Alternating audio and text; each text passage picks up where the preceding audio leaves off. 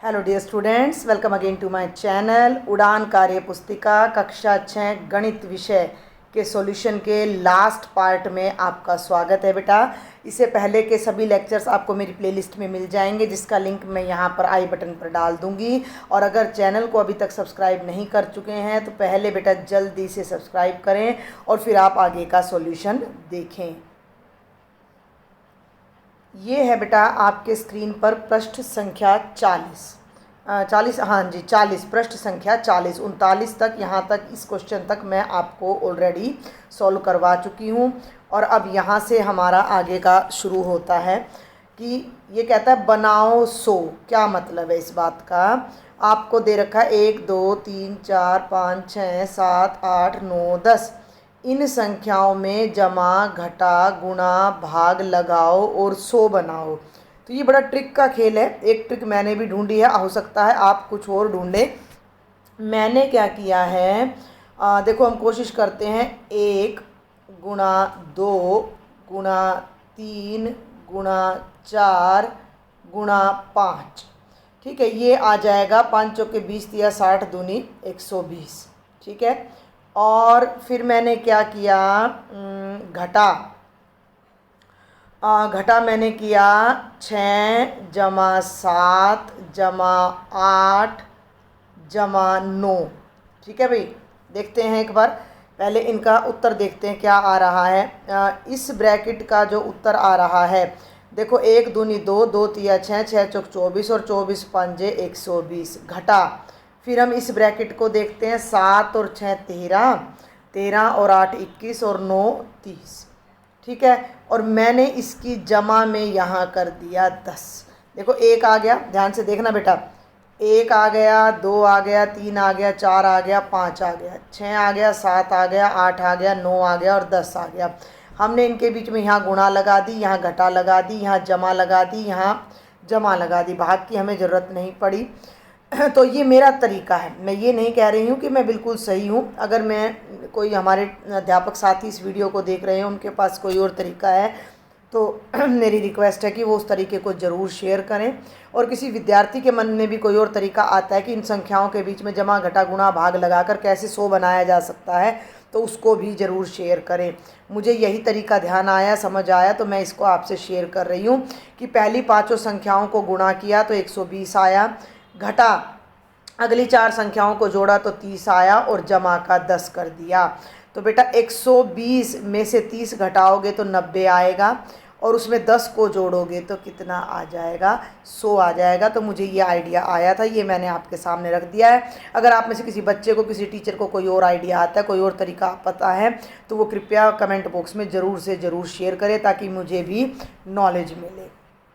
आगे बढ़ते हैं बेटा। छुटी हुई संख्या लिखें। छुटी हुई यानी कि जो संख्या इसमें दिखाई नहीं दे रही। तो इसमें आगे बढ़ने से पहले मैं बता दूं कि इसमें एक छोटी सी गलती है, जो ये बीच में 8 दिख रहा है, ये 8 नहीं है, 4 है। तो सबसे पहले तो आप इसको ठीक कर लेना।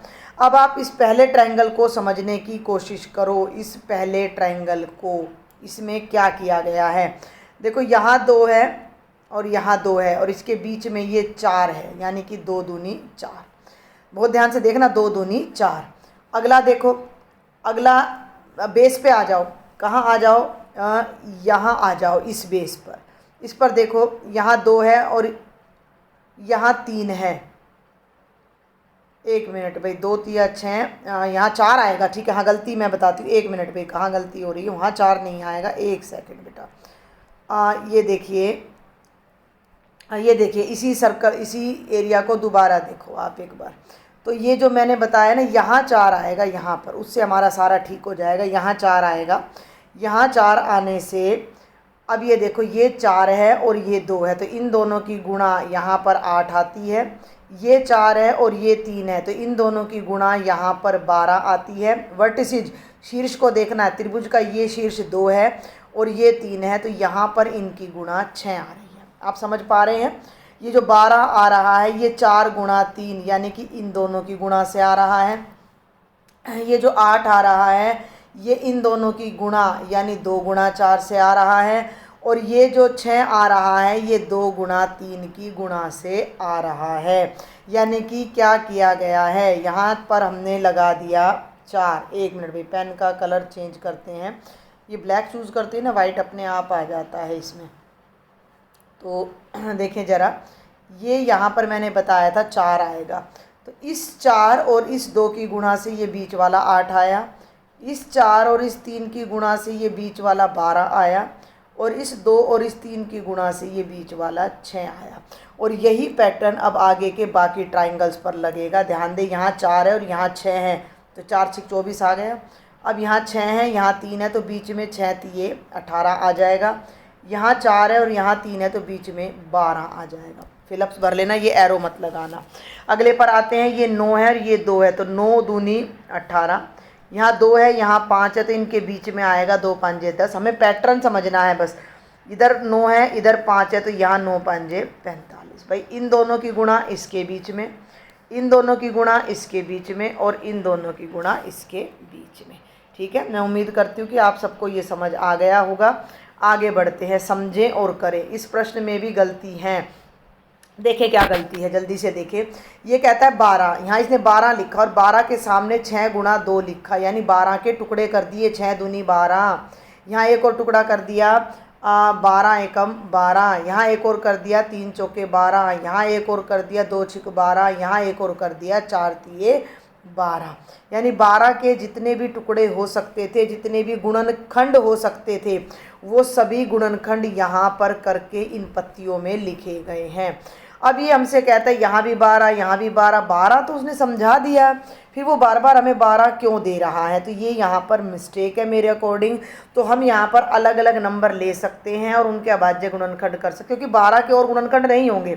आप शुरू से देखो, 12 का एक गुणनखंड होगा 1 गुणा 12, फिर 2 पे ले जाओ तो 2 छिक 12, 3 पे ले जाओ तो 3 चौके 12, 4 पे ले जाओ तो 4 तिये 12, 5 पे जाएगा नहीं, 6 पे जाएगा तो 6 दूनी 12, 7 पे 8 पे 9 पे 10 पे 11 पे नहीं जाएगा, और फिर आएगा 12 एकम 12। तो 1 2 3 4 5 6, जिनमें से 1 2 3 4 5 टुकड़े तो यहाँ दे दिए इसने, भाई ये तो 5 दे दिए, 1 2 3 4 5। तो अब दोबारा से 12 क्यों लिख रहा है? क्योंकि वही टुकड़े हम वहाँ पर थोड़े ही लिखेंगे। तो इनको समझते हुए, इसको समझते हुए हमें बाकी के जो संख्याएं हैं उनके टुकड़े करने सीख रहे हैं। तो मैं यहाँ ले लेती हूँ 16। आप अपने टीचर से पूछ के कुछ और ले सकते हो। तो 16 का एक टुकड़ा हो जाएगा 1 गुना 16। फिर 2 पे चले जाओ तो इस ब्रैकेट में छोटा करके आप लिख लेना भाई 2 गुना 8, 3 पे तो जाएगा नहीं, तो 4 चौके 16, 5 पे नहीं जाएगा, 6 पे नहीं जाएगा, 8 दूनी 16 और 16 एकम 16। ऐसे कोई और संख्या ले सकते हो भाई, 9 ले लो, 9 ले लो, तो 1 निम्मा 9, 3 तिया 9 और 9 एकम 9, और किसी के पहाड़े में 9 आता नहीं है। तो ये 2 मैंने बता दिए हैं। और आप अपने दिमाग से भी लगा सकते हो। 12 हो गया, 16 हो गया, 14 ले लो, 14 ले लो, 1 गुणा 14, 2 पे जाएगा तो 2 7 14, अब 3 के 4 के 5 के 6 के किसी पहाड़े में नहीं आता, 7 पे जाएगा, 7 दूनी 14 और 14 एकम 14। तो ये हमारे टुकड़े आ गए। और कोई नंबर ले लो, 18 ले लो, 18 ले लो, यहाँ 12 की जगह 18 ले लिया, तो 1 गुणा 18, 1 गुणा 18। फिर 2 पे ले लो, 2 गुणा 9, 2 निम 18, 3 पे ले लो, 3 छिक 18, 4 पे 5 पे नहीं जाएगा, 6 पे ले लो, 6 तिये 18, 7 पे 8 पे नहीं जाएगा, 9 दूनी 18, ऐसे 18 एकम 18। ऐसे हम बहुत सारे फैक्टर्स बना सकते हैं। तो इस डायग्राम की सहायता से हमने बाकी अलग अलग संख्याओं के भी गुणनखंड करने सीखे हैं। आगे बढ़ते हैं, पृष्ठ संख्या 41। वही गुणा भाग आपको फिर सिखाया जा रहा है, ध्यान से समझें। रोहित रोज दूध व फल व सब्जियों पर इतना खर्च करता है। दूध पर रोज 75 रुपये खर्च करता है, फल और सब्जियों पर 50 रुपये। तो ये कहता है कि 75 जमा 20 हो गया 125 रुपये, यानी रोहित 125 रुपये रोज खर्च कर रहा है। तो वह कहता है कि रोहित ने मास जुलाई 2021 में इन मदों पर कितना खर्चा किया। अब ध्यान देना, एक दिन का खर्चा 125 रुपये है, जुलाई में कितने दिन होते हैं 31, तो 125 को 31 से गुणा कर दो, कितना आ जाएगा उसका जुलाई का पूरा खर्चा आ जाएगा। तो गुणा मैं आपको पहले भी सिखा चुकी हूँ, डायरेक्ट कर सकते हो। 125 को 31 से ये 125 आएगा, काटा लगाओ, 3 पे करो, 3 5 15, 1 3 दूनी 6 और 1 7, 3 एकम 3 जोड़ो 5, 5 और 2 7, 7 और 1 8 और 3 3875 आ जाएगा कुल खर्चा। और यहाँ पर जो ये गुणा की गई है उसी तरीके से की गई। 125 को 1 से करा तो ये 125 आ गया, और 125 को 30 से, क्योंकि देखो बेटा 31 के टुकड़े कर दिए, 30 जमा 1।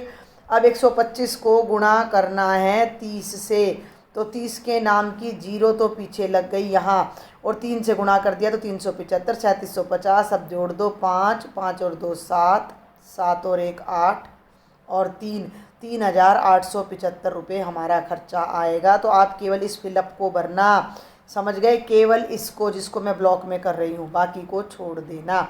आगे बढ़ें, एक और सवाल आपसे पूछा गया गुणा का ही। जतिन एक दिन में 580 कदम चलता है। जतिन कोई बच्चा है, तो वह एक सप्ताह में कितने कदम चलेगा औसत। भाई एक दिन में 580 चल रहा है तो एक सप्ताह में दिन कितने होते हैं, 7। तो एक दिन में 580 से सप्ताह में कितने चलेगा, 580 गुणा 7। हम डायरेक्ट गुणा कर सकते हैं।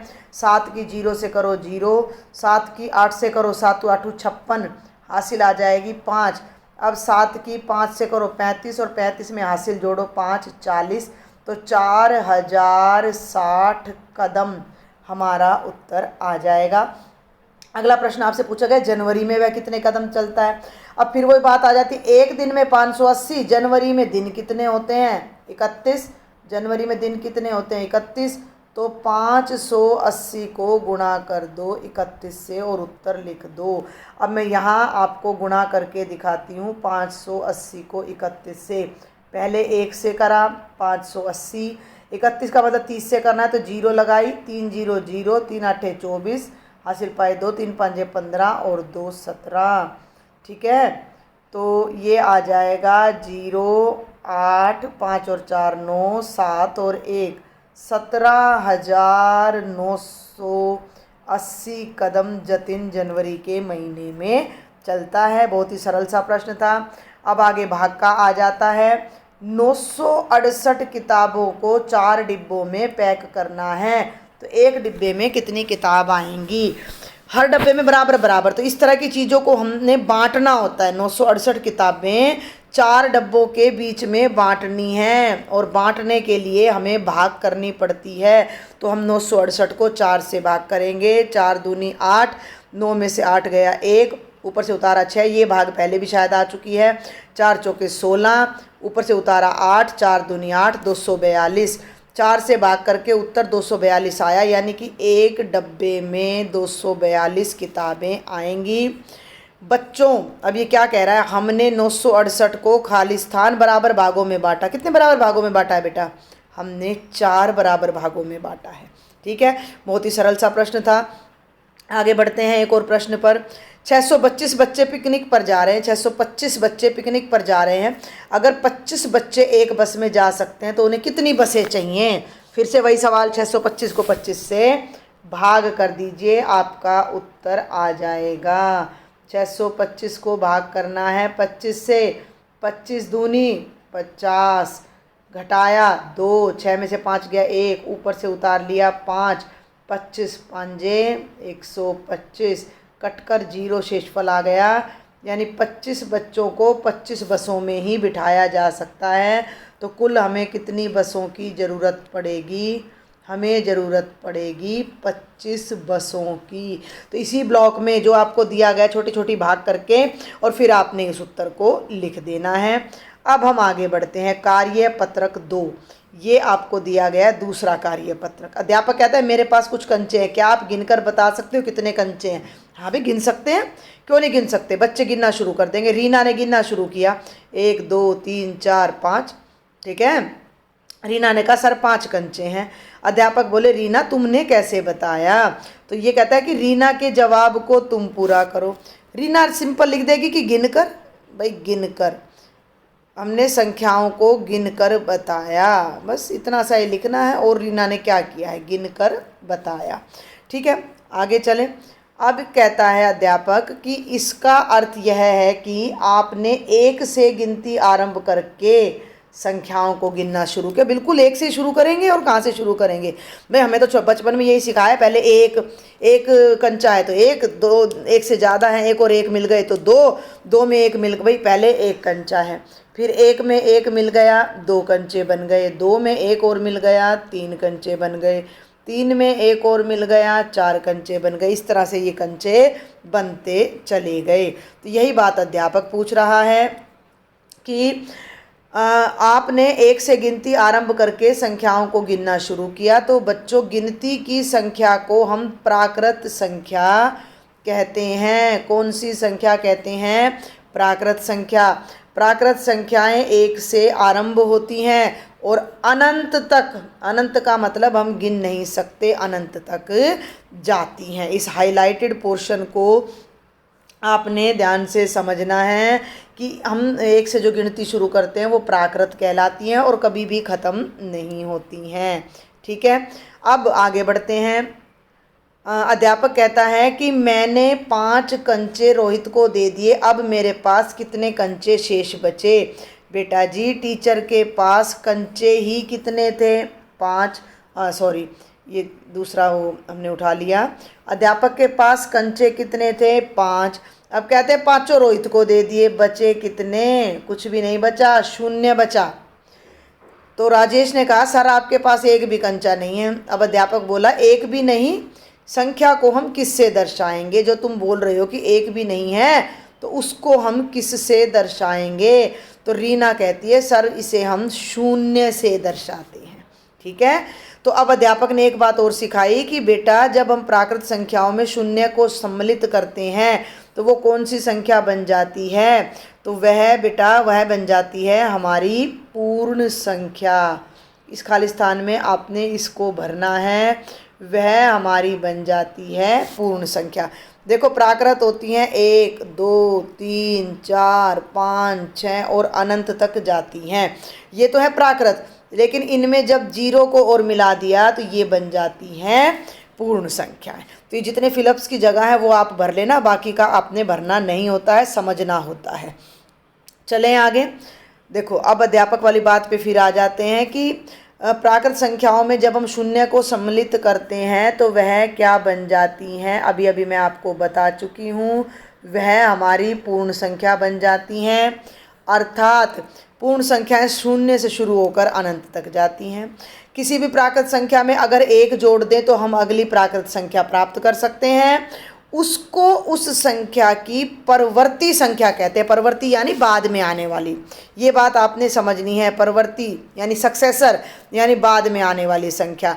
16 की परवर्ती संख्या, 1 मिनट भाई, 16 की परवर्ती संख्या 16 में 1 जोड़ दो। 24 की परवर्ती संख्या 24 में 1 जोड़ दो, कितना आ जाएगा? 25 आ जाएगा। 25 की परवर्ती निकालने तो 25 में, यानी परवर्ती का मतलब बाद में आने वाली। परवर्ती का मतलब बाद में आने वाली। ठीक है, तो बाद में कब आएगी? जब 1 जोड़ दोगे, बाद में आने वाली संख्या। क्लियर है यहाँ तक आपको? आगे बढ़ते हैं।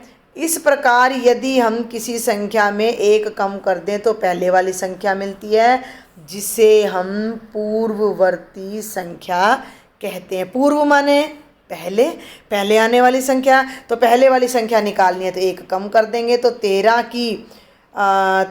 की पूर्ववर्ती संख्या, कलर चेंज करना पड़ेगा, देखिए ज़रा। 13 की पूर्ववर्ती संख्या 13 घटा 1, 13 में से 1 कम करोगे 12। 28 की पूर्ववर्ती संख्या 28 में से 1 कम करो, कितना आएगा? 27। क्या प्राकृत संख्या 1 माने यहाँ 1 का मतलब 1 से है, का कोई पूर्ववर्ती है? बिल्कुल है। 1 में से 1 माइनस करो तो 0 जो है वो 1 का पूर्ववर्ती है, क्योंकि वो 1 से पहले आता है। तो ये आपकी पृष्ठ संख्या 42 थी। आगे बढ़ते हैं पृष्ठ संख्या 43 पर। क्या 0 का कोई पूर्ववर्ती है? सोचिए और लिखिए। बिल्कुल है। 0 में से 1 कम कर दो तो -1 आएगा, जो कि ऋणात्मक संख्या है, जो कि अब आप 6ठी कक्षा में सीखने जा रहे हो। तो 0 का भी पूर्ववर्ती होता है जो ऋणात्मक होता है। आगे बढ़ें। प्राकृत संख्याओं के संग्रह में 0 को 1 के पूर्ववर्ती के रूप में सम्मिलित करते हैं। बहुत ध्यान से समझना इस लाइन को। प्राकृत संख्याओं के संग्रह में, प्राकृत संख्याएं जो भी हैं 1 2 3 4 5, उसमें जो जीरो है उसे हम एक के पूर्ववर्ती के रूप में यानी एक से पहले आने वाले के रूप में शामिल करते हैं। प्राकृत संख्याएं में जीरो मिल जाता है तो वो पूर्ण संख्याओं का संग्रह बन जाती है। अगर हम प्राकृत संख्याओं में जीरो मिला दें तो उनको बेटा क्या कहते हैं? पूर्ण संख्याएं। ये बात हम पहले भी डिस्कस कर चुके हैं। आगे चलते हैं। आगे देखिए जरा। अब अध्यापक कहता है बच्चों जब भी हम कोई संख्या लिखते हैं तो उसमें केवल 0 1 2 3 4 5 6 7 8 और 9 इन अंकों का ही प्रयोग करते हैं। अंक कितने हो गए? ये कई बार हम बड़ी क्लासेज में बच्चों को पूछते हैं ना कितने अंक है, बच्चों को पता ही नहीं होता। कुल 10 अंक हैं। ये 10 अंक हैं और इन्हीं 10 अंकों का प्रयोग करके आप बड़ी से बड़ी छोटी से छोटी कोई भी संख्या बना सकते हो। तो यही बात आपको यहाँ कही जा रही है कि हम केवल इन 10 अंकों का प्रयोग करके कितनी भी बड़ी कितनी भी छोटी संख्या बना सकते हैं। बच्चों यदि हम इन संख्याओं को ध्यान से देखें तो क्या कोई प्रतिरूप या पैटर्न मिलता है? किन संख्याओं को? ये जो अभी आपको यहाँ दिखाई दी हैं। तो आप बड़े ध्यान से देखो कि हर अगली संख्या पिछली में एक जुड़कर आ रही है। प्रत्येक अगली संख्या, क्या सोचें, 0 में एक जोड़ा तो 1 आएगा, 1 में एक जोड़ा तो 2 आएगा, वो पैटर्न लिख दिया है मैंने यहाँ। 2 में एक जोड़ा तो 3 आएगा, 3 में एक जोड़ा तो 4 आएगा, 4 में एक जोड़ा तो 5 आएगा। तो ये हमारा पैटर्न है। ठीक है। अगर इसी तरह का पैटर्न लें, अध्यापक कहता है कि अगर हम इसी तरह का पैटर्न लें तो बच्चों आप क्या देख रहे हो? देखो जरा ध्यान से अध्यापक ने क्या किया है। ये देखो, एक सेब लिया, फिर एक में एक सेब और बढ़ाया तो 2 हो गए, एक और बढ़ाया तो 3 हो गए, एक और बढ़ाया तो 4 हो गए, एक और बढ़ाया तो 5। यानी ये सेब बढ़ते जा रहे हैं। ठीक है, एक में एक बढ़ता जा रहा है। तो ये पूछ रहा है टीचर कि इसी तरह का पैटर्न ले तो आप क्या देख रहे हो? तो यहाँ हम देख रहे हैं कि सेबों की संख्या बढ़ती जा रही है। सेबों की संख्या बढ़ती जा रही है। स्क्रीन पर लिखने से राइटिंग में बड़ा फ़र्क आ जाता है। आप हाथ टिकाकर स्क्रीन पर नहीं लिख सकते हो, इसलिए थोड़ा सा आपको यहाँ समझने में मेहनत करनी पड़ेगी। तो यहाँ हमने लिख दिया सेबों की संख्या बढ़ती जा रही है। ये बात हमने नोट की। अब हम आगे चलते हैं। अध्यापक कहता है कि बच्चों इसमें हम देखते हैं कि इस प्रतिरूप में संख्याएं बाएं से दाएं जाती हैं तो बढ़ रही हैं। ये देखो ये बढ़ रही हैं, लेकिन जब राइट हैंड की तरफ निशान लगाया और नीचे की तरफ बाएं तरफ आए तो संख्याएं घटती जा रही हैं। ऐसे ही दाएं से बाएं जाते हुए घट रही हैं। बाएं से दाएं जाना भाई, देखो ये इधर देखो एक बार आप, एक मिनट। जब हम बाएं से दाएं जा रहे हैं बढ़ रही हैं, और थोड़ा ऊपर ले जाती हूँ मैं इसको, ये स्क्रीन अड़ेगा यहाँ पर। अब देखो एक बार आप, जब हम लेफ़्ट साइड से राइट साइड जा रहे हैं सेब बढ़ रही हैं, राइट साइड से लेफ़्ट साइड आ रहे हैं तो सेब घटती जा रही हैं। तो इसे हम बढ़ता क्रम बोलते हैं, इसे हम बढ़ता क्रम बोलते हैं, और इसे हम घटता हुआ क्रम बोलते हैं। समझ आई बात?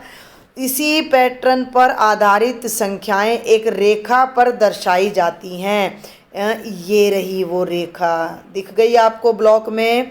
इस रेखा पर मैंने यहाँ 0 लिखा, उसके बाद 1 2 3 4 5 6 7 8 9, हम बाएं से दाएं बढ़ते जा रहे हैं।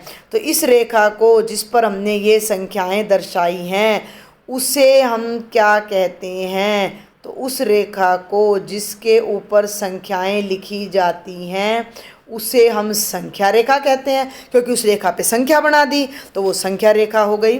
इसमें बाईं से दाईं ओर जाने पर संख्याएं बढ़ती हैं, दाईं से बाईं ओर जाने पर संख्याएं घटती हैं। ये सब आप अपनी वर्कबुक में नोट कर लेना। थोड़ा सा और आगे बढ़ती हूँ मैं, बस ये हमारा लास्ट ही पेज है, इसके बाद साइंस का शुरू हो जाता है।